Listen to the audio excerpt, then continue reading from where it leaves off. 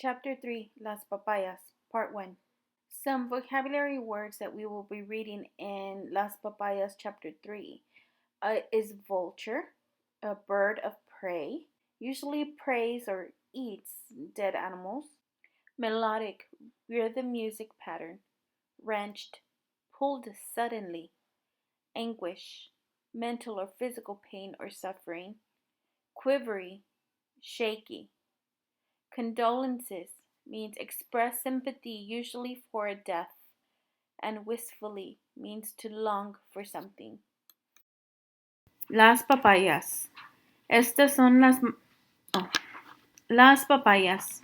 Estas son las mañanitas que cantaba Rey David.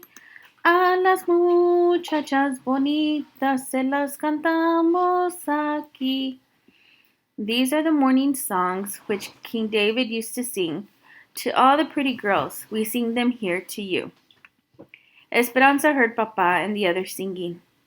They were outside her window, and their voices were clear and melodic. Before she was aware, she smiled because her first thought was that today was her birthday. I should get up and wave kisses to Papa. But when she opened her eyes, she realized she was in her parents' bed. On Papa's side, that still smelled like him, and the song had been in her dreams. Why hadn't she slept in her own room? Then the events of last night wrenched her mind into reality. Her smile faded, her chest tightened, and a heavy blanket of anguish smothered her smallest joy. Papa and his vaqueros had been ambushed and killed while mending a fence on the farthest reaches of the ranch. The bandits stole their boots, saddles, and horses, and they even took the beef jerky that Papa had hidden in his pockets for Esperanza. Esperanza got out of bed and wrapped un chal around her shoulders. The shawl felt heavier than usual. Was it the yarn? Or was her heart weighing her down?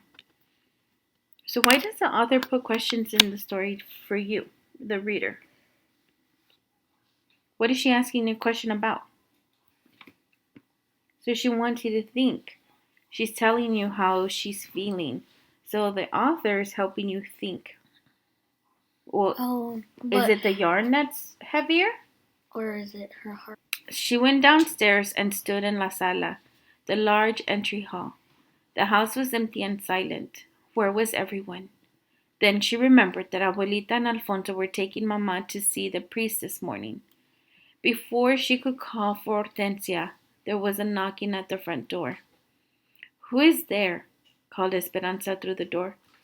"It is Señor Rodriguez. I have the papayas." Esperanza opened the door.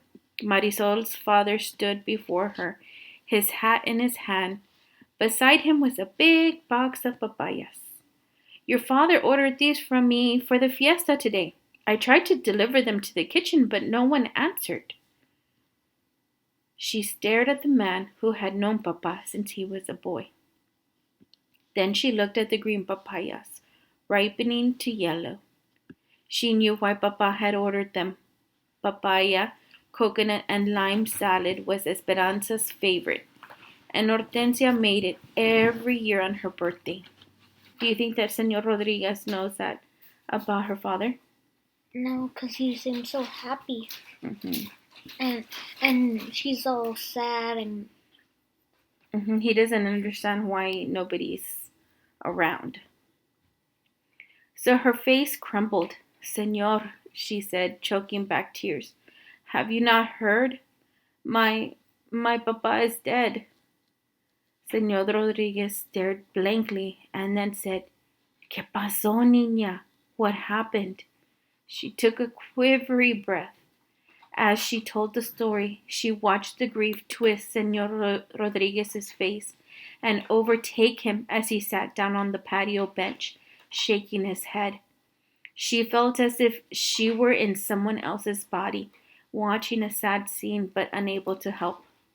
Hortensia walked out and put her arm around Esperanza. She nodded to Señor Rodriguez, then guided Esperanza back up the stairs to the bedroom. he ordered. The papayas, sobbed Esperanza. I know, whispered Hortensia, sitting next to her on the bed and rocking her back and forth. I know. The rosaries, masses, and funeral lasted 3 days.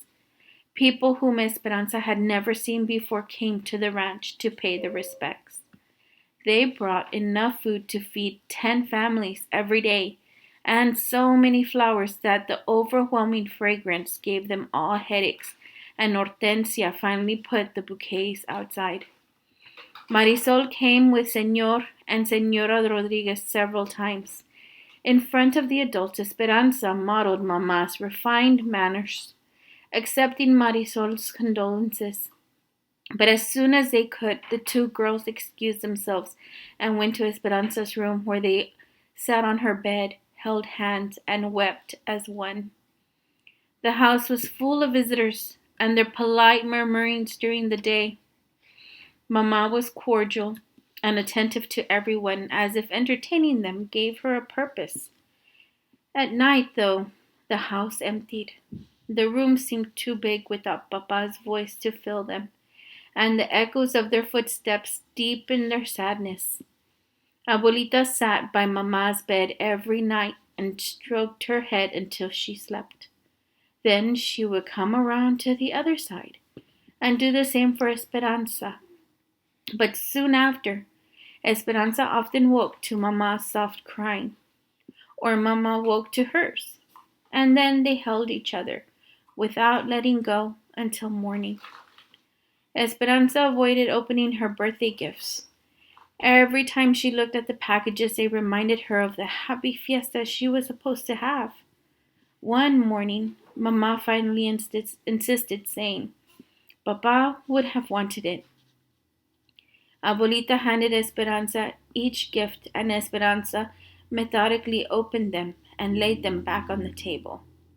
A white purse for Sundays, with a rosary inside for Marisol, a rope of blue beads from Chita, the book Don Quixote from Abuelita, a beautiful embroidered dresser scarf from Mamma for someday. Finally, she opened the box she knew was the doll. She couldn't help thinking that it was the last thing Papa would ever give her. Hands trembling, she lifted the lid and looked inside the box. The doll wore a fine white batiste dress and a white lace mantilla over her black hair. Her porcelain face looked wistfully at Esperanza with enormous eyes. Oh, she looks like an angel, said Abuelita, taking her handkerchief from her sleeve and blotting her eyes. Mamma said nothing, but reached out and touched the doll's face. Esperanza couldn't talk. Her heart felt so big and hurt so much that it crowded out her voice. She hugged the doll to her chest and walked out of the room, leaving all the other gifts behind. The author explains why Esperanza feels this gift is more important than ever. Because her dad died the day before, and so she feels like it's the last time she's ever gonna get like a piece of him. She said that was gonna be the last gift that she couldn't help thinking that it was the last thing Papa would ever give her. Tío Luis and Tío Marco came every day and went into Papa's study to take care of the family business.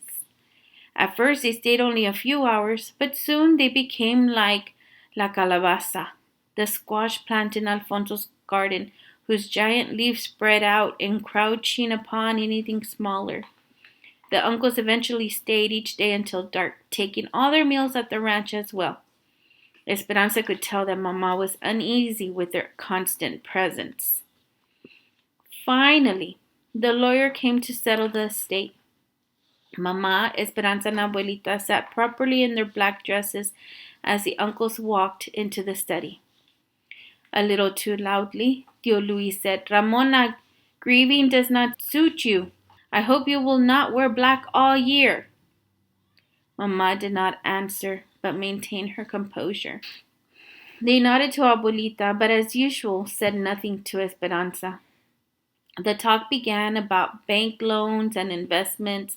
It all seemed so complicated to Esperanza, and her mind wandered. She had not been in this room since Papa died. She looked around at Papa's desks and books, Mamma's basket of crocheting with the silver crochet hooks that Papa had bought her in Guadalajara, the table near the door that held Papa's rose clippers, and beyond the double doors, his garden. Her uncle's papers were strewn across the desk. Papa never kept his desk that way. Tio Luis sat in Papa's chair as if it were his own, and then Esperanza noticed the belt buckle. Papa's belt buckle on Tio Luis's belt. It was wrong. Everything was wrong. Tio Luis should not be sitting in Papa's chair. He should not be wearing Papa's belt buckle with the brand of the ranch on it. For the 1,000th time, she wiped the tears that slipped down her face, but this time they were angry tears. A look of indignation passed between Mama and Abuelita. Were they feeling the same? Ramona, said the lawyer, your husband, Sixto Ortega, left this house and all of its contents to you and your daughter. You will also receive the yearly income from the grapes. As you know, it is not customary to leave land to women, and since Luis was the banker on the loan, Sixto left the land to him.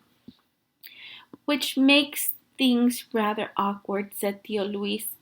I am the bank president and would like to live accordingly. Now that I own this beautiful land, I would like to purchase the house from you for this amount. He handed Mama a piece of paper. Mama looked at it and said, This is our home. My husband meant for us to live here. And the house, it is worth 20 times this much.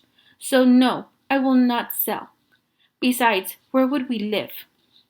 I predicted you would say no, Ramona, said Tio Luis, and I have a solution to your living arrangements. A proposal, actually. One of marriage. Who is he talking about? Thought Esperanza. Who would marry him? Oh, he cleared his throat. Of course, we would wait the appropriate amount of time out of respect for my brother. 1 year is customary, is it not? Even you can see that with your beauty and reputation and my position at the bank, we could be a very powerful couple. Did you know that I, too, have been thinking of entering politics? I am going to campaign for governor. And what woman would not want to be the governor's wife? Esperanza could not believe what she heard. Mama marry Tio Luis? Marry a goat? She looked wide-eyed at him, then at Mama.